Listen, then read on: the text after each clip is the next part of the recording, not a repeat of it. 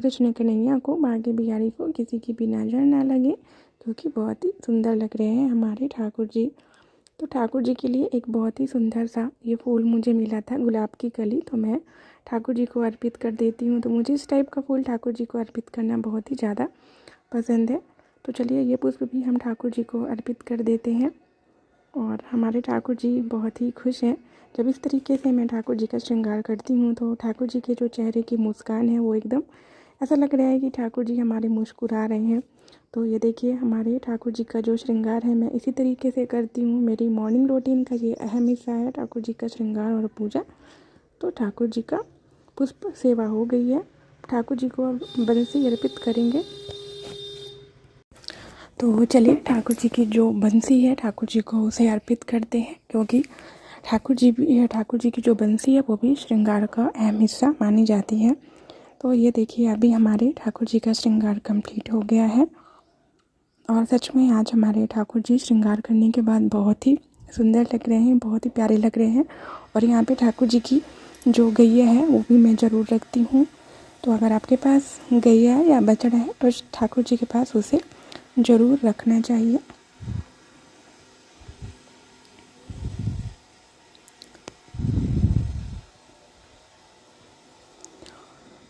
राधे राधे राधे राधे राधे राधे राधे राधे श्री राधे राधे राधे राधे राधे श्री राधा राधा राधा राधा राधा राधा राधा राधा श्री राधा राधा राधा राधा श्री राधा राधा राधा राधा श्री राधा राधा राधा राधा। हमारे ठाकुर जी को राधा नाम अत्यंत प्रिय है, इसीलिए मैं जब भी पूजा करती हूँ तो मैं श्री राधा रानी जी का नाम जरूर लेती हूँ। तो राधा रानी का नाम लेने से हमारी सभी दुख, सभी कष्ट, सभी बाधाएं दूर होती हैं। तो इसीलिए हमारी उपासना में राधा नाम जरूर शामिल होना चाहिए। तो हमारे ठाकुर जी की आरती हो गई है। तो चलिए दोस्तों, इसके बाद लड्डू गोपाल जी का जो भोग है, मैं मॉर्निंग में मैंने बाल भोग लगा दिया था दूध और मिश्री का, और अभी मैं लड्डू गोपाल जी का जो दोपहर का भोग है तो मैं सात्विक आलू के पराठे मैंने बनाए हैं, जो कि हमारे ठाकुर जी को बहुत ही ज़्यादा पसंद है। तो ठाकुर जी का जब हम भोग लगाते हैं तो ठाकुर जी के भोग में हमें प्याज लहसुन का यूज नहीं करना चाहिए। तो ये देखिए हमारे ठाकुर जी का जो दोपहर की भोग थाली है यहाँ पे आ चुकी है। अब ठाकुर जी को हम भोग खिलाएंगे। तो हमारे जो ठाकुर जी की भोग सेवा है, मैं 12 बजे तक ठाकुर जी को भोग करा देती हूँ। अगर मैं नहीं रहती हूँ तो फिर मम्मी ठाकुर जी का भोग लगा देती हैं। इसके बाद हमारे ठाकुर जी 12 बजे से लेके शाम के 4 बजे तक विश्राम करते हैं। तो ठाकुर जी को भोजन कराने के बाद विश्राम ज़रूर कराना चाहिए। तो ठाकुर जी को चलिए हम भोग लगाएंगे, तुलसी पत्र अर्पित करेंगे। और फिर ठाकुर जी को आप जब भी भोग लगाते हैं तो उसमें आप तुलसी पत्र ज़रूर अर्पित किया करिए, तभी हमारे ठाकुर जी भोग ग्रहण करेंगे। तो चलिए जल फेर देंगे और ठाकुर जी को हम भोग लगाएंगे। आओ भोग लगाओ मेरे मोहन, आओ भोग लगाओ मेरे मोहन।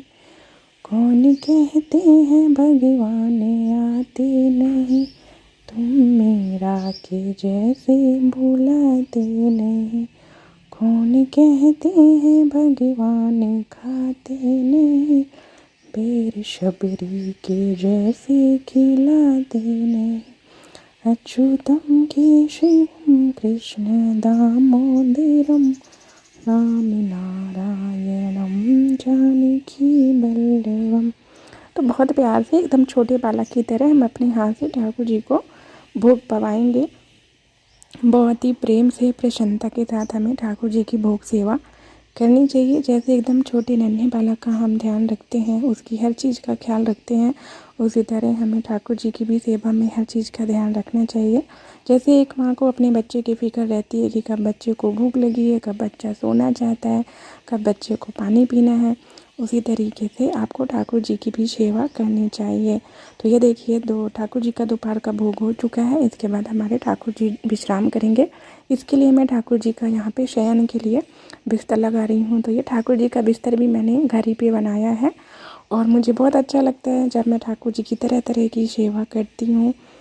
तो आप भी अपने जीवन में ठाकुर जी की सेवा को ज़रूर शामिल करिए। आपका जीवन बहुत ही आपका जीवन सार्थक हो जाएगा। तो ये देखिए ठाकुर जी का बिस्तर लग चुका है और यहाँ पे ठाकुर जी को लिटा देंगे और हमारे ठाकुर जी विश्राम करेंगे, क्योंकि हमारे ठाकुर जी दिन भर शैतानियाँ करते हैं तो उनके हाथ पैरों में दर्द हो जाता है। तो हल्की सी मालिश भी ठाकुर जी को हमें करनी चाहिए और आप सुंदर सा गुनगुनाकर भजन भी ठाकुर जी को सुना सकते हैं। तो इस तरीके से ठाकुर जी की मैं मालिश कर दूँगी और फिर हम ठाकुर जी को शयन करवाएंगे। तो चलिए दूसरे पैर में भी ठाकुर जी की मालिश करेंगे। हमारे नटखट गोपाल बहुत ही ज़्यादा शरारती हैं, दिन भर शरारत करते हैं। शरारत करने की वजह से इनके हाथ पैरों में दर्द हो जाता है। तो इस तरीके से हम अगर ठाकुर जी की हल्की सी मालिश कर देंगे तो हमारे ठाकुर जी को अच्छी नींद आएगी और ठाकुर जी सुकून से सो जाएंगे। तो ठाकुर जी की मैंने मालिश कर दी है और हमारे नटखट गोपाल को नींद आ रही है। और इसके बाद जो ठाकुर जी का ब्लैंकेट है उसे उड़ा देंगे और हमारे ठाकुर जी अब 4 बजे तक आराम करेंगे और बस इस तरीके से हम ठाकुर जी को सुला देंगे। तो ये था मेरे लड्डू गोपाल जी का सुबह से लेकर दोपहर तक का रूटीन।